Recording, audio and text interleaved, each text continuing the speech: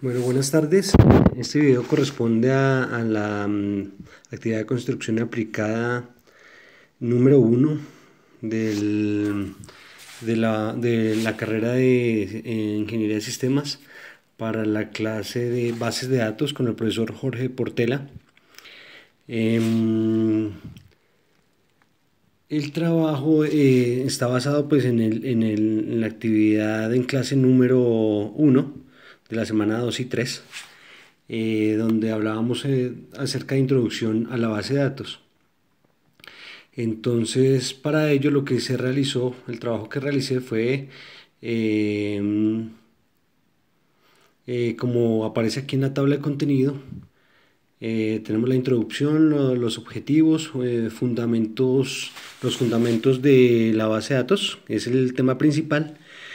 Y de ahí pues se desprenden las 5 preguntas que se pedían en la actividad. Entonces en el capítulo 1 tenemos que la primera pregunta es ¿qué es una base de datos? En el capítulo 2 trabajamos la implementación de la base de datos, cuáles son los problemas más comunes y cuáles son las soluciones que se dan a realizar dicha implementación. En el capítulo 3, las características de una base de datos, cuáles son las características.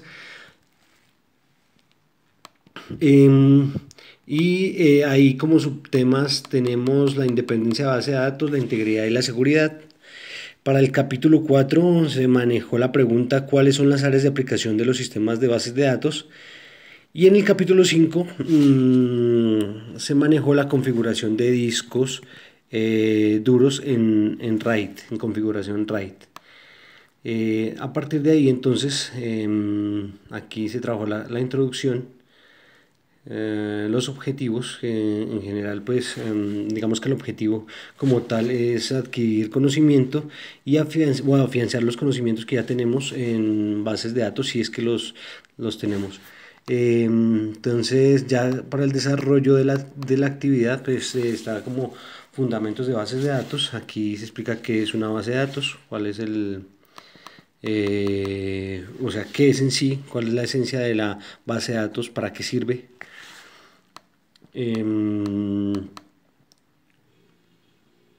Y aquí en el capítulo 2, bueno, aquí hago, digamos, coloco unas definiciones para base de datos sacadas de internet. Esta es una y esta es la otra. La primera dice: una base de datos es una colección de información organizada de forma que un programador de un programa de ordenador pueda seleccionar rápidamente los fragmentos de datos que necesite. Una base de datos es un sistema de archivo electrónico. Las bases de datos tradicionales se organizan por campos, registros y archivos. En el capítulo 2, entonces, como les decía, manejamos en la implementación de una base de datos cuáles son los problemas más comunes y cuáles son las soluciones que se dan al realizar dicha implementación. Digamos que normalmente antes de que se implementaran las bases de datos, pues como sabemos, las empresas tenían problema para archivar sus datos, o sea, toda su información.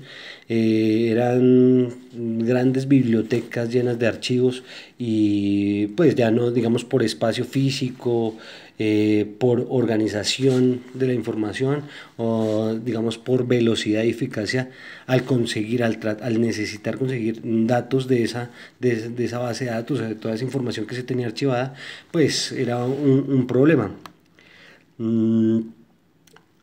Digamos que al aparecer las bases de datos, eh, pues se consiguió que eso se solucionara en gran medida, ¿no?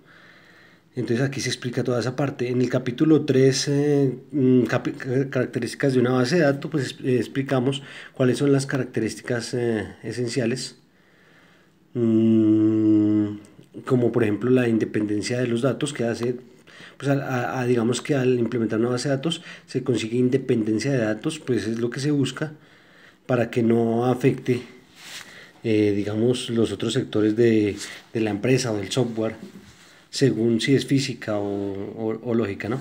La integridad de los datos, que los datos sean pues íntegros, y aquí se explica pues digamos cuáles son digamos en qué ámbitos se busca la integridad acá en esta parte.